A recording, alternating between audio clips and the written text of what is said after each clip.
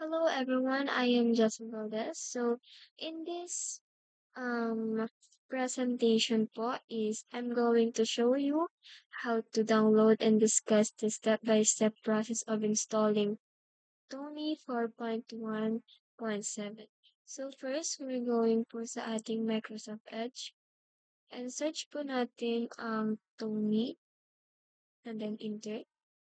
And then as you can see, ito po ang ating Tony and then click nyo lang po ito and choose Windows and choose the Tony 4.1.7 ang ating hinahanap po. And then, direct na po siyang mag-download. At wait lang po natin itong ma-download.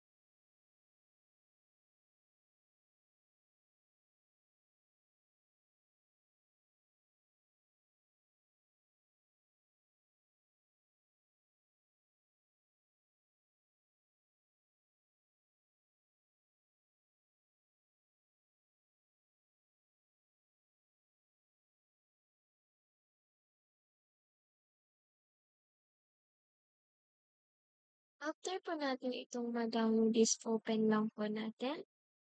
And nilalabas po na ganito.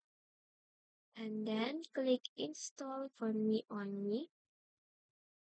And next lang po natin ito. And install and wait lang po natin ang pag-process po ng installing po sa ating Tony.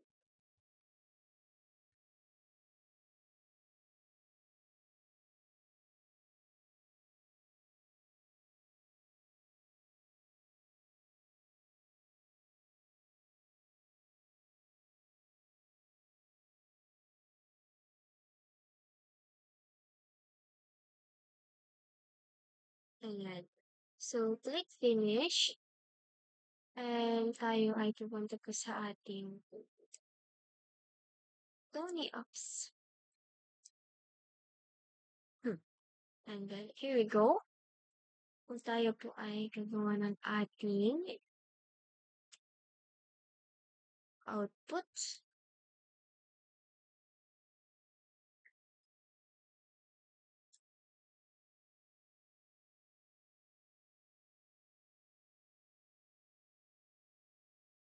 And next po ang ating full name.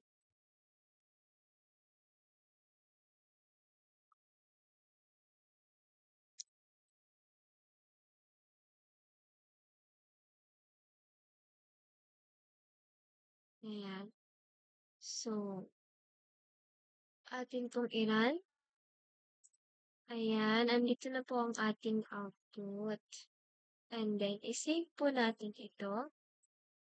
Click File and click Save As. And file name po natin ay Fardes2i.python. And that's it po. We're done. So, thank you for watching.